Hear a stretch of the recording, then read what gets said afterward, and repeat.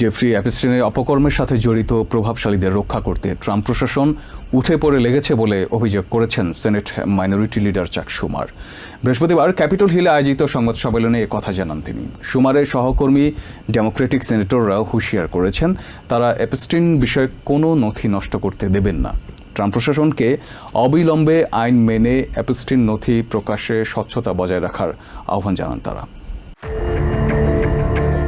Senate minority leader চাক শুমার ক্ষোভ প্রকাশ করে বলেন, এপস্টিন ফাইলস ট্রান্সপারেন্সি অ্যাক্ট পাশ হওয়ার 99 দিন পেরিয়ে গেলেও দেশের জনগণের দাবি উপেক্ষা করছে ট্রাম্প প্রশাসন।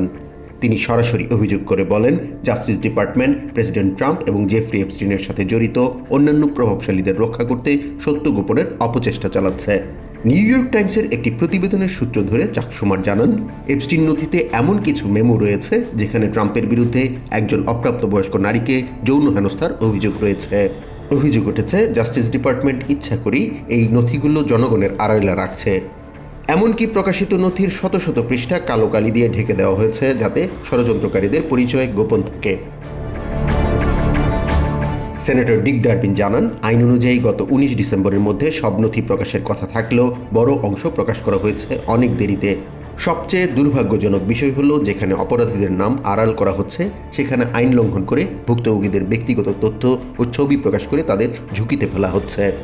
সংবাদ সম্মেলনে আরও জানানো হয়, প্রায় 6 মিলিয়ন পৃষ্ঠার নথির মধ্যে মাত্র 3 মিলিয়ন পৃষ্ঠা প্রকাশ করা হয়েছে। বাকি অর্ধেক নথি এখনও রহস্যের আড়ালে। সেনেটর জেফ মার্কি প্রশ্ন তোলেন, নরওয়ে বা ব্রিটেনের মতো দেশে যদি এই মামলার সাথে জড়িত প্রভাবশালীরা জবাবদিহিতার মুখে পড়তে পারে, তবে আমেরিকায় কেন নয়? এপস্টিন নথি বিষয়ে রিপাবলিকান সহকর্মীদের উদাসীন আচরণের কড়া সমালোচনা করেন সেনেটর রুবেন গ্যালিগো। তিনি বলেন, রিপাবলিকানরা শিশুদের উপর যৌন নিপীড়নকারীদের বিরুদ্ধে কথা বললেও এখন তারা অপরাধীদের বাঁচাতেই কাজ করছেন। তিনি আগামী সপ্তাহে ব্যক্তিগতভাবে এই অপরিবর্তিত নথিগুলো পরীক্ষা করার ঘোষণা দিয়েছেন। ডেমোক্রেটিক সেনেটররা হুঁশিয়ার করেছেন তারা কোনো নথি নষ্ট করতে দেবেন না। সত্য উদ্ঘাটনে তারা হুইসেল ব্লোয়ারদের সাথে কথা বলবেন এবং আইনি লড়াই চালিয়ে যাবেন।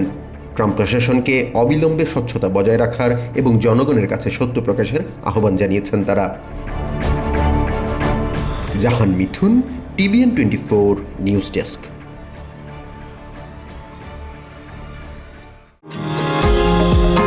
নিউ ইয়র্ক থেকে সম্প্রচারিত TVN 24 টেলিভিশন বিশ্বজুড়ে বাঙালির কণ্ঠস্বর।